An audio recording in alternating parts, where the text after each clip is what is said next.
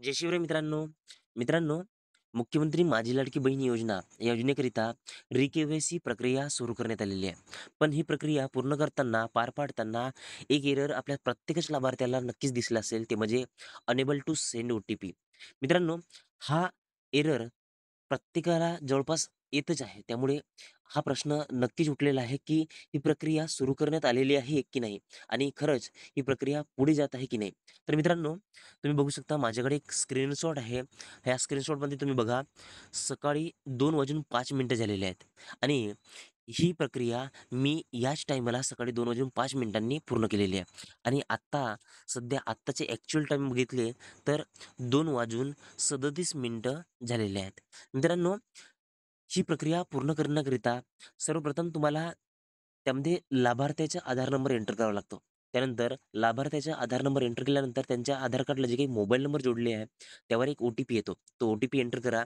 मग पुढे त्यांच्या पतीचे किंवा वडिलांचे आधार नंबर एंटर करा.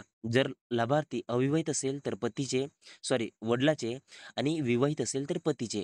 त्यामध्ये आधार नंबर एंटर करा आणि त्यांच्या आधार कार्डला जे काही मोबाईल नंबर जोडले आहे, त्यावर एक ओ-टी-पी येईल. ते ओ-टी-पी एंटर करा.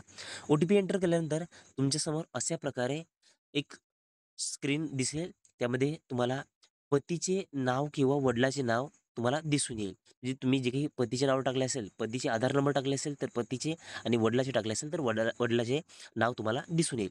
त्यानंतर खाली पहिल्या नंबरला असे एक ऑप्शन असेल, माझ्या कुटुंबातील सदस्य नियमित कर्मचारी किंवा शासकीय सेवेमध्ये नाहीत. यामध्ये 2 ऑप्शन असतील.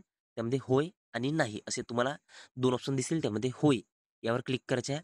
त्यानंतर जात प्रवर्ग असे विचारण्यात येईल. त्यामध्ये तुमचे जे काही जातीचे प्रवर्ग आहे, ते प्रवर्ग तुम्हाला सिलेक्ट करून घ्यायचे आहे. पुढे दुसरं ऑप्शन आहे, माझ्या कुटुंबातील केवळ एकच महिला विवाहित आणि एक अविवाहित या योजनेचे लाभ घेत आहे. यामध्ये होय आणि नाही असं 2 ऑप्शन आहेत. यामध्ये तुम्हाला होय यावर क्लिक करायचं आहे. पुढे खालच्या बाजूला एक डिक्लेरेशन दिसेल, यावर टिक करायचे आहे.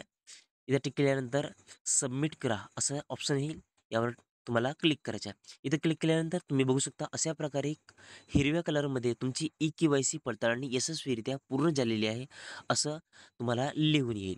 तर असं आल्यानंतर तुमची जी काही ई-के-वाय-सीची प्रक्रिया आहे, ही प्रक्रिया सक्सेसफुली सबमिट झालेली आहे, असे तुम्ही समजू शकता. तर मित्रांनो, आजचा हा व्हिडिओ नक्कीच तुम्हाला महत्त्वपूर्ण वाटला असेल, तर नक्कीच आपल्या या चॅनलला सबस्क्राईब करा आणि व्हिडिओला लाईक करा. भेटूया अशाच एखाद्या महत्त्वपूर्ण व्हिडिओमध्ये. तोपर्यंत जय हिंद मित्रांनो.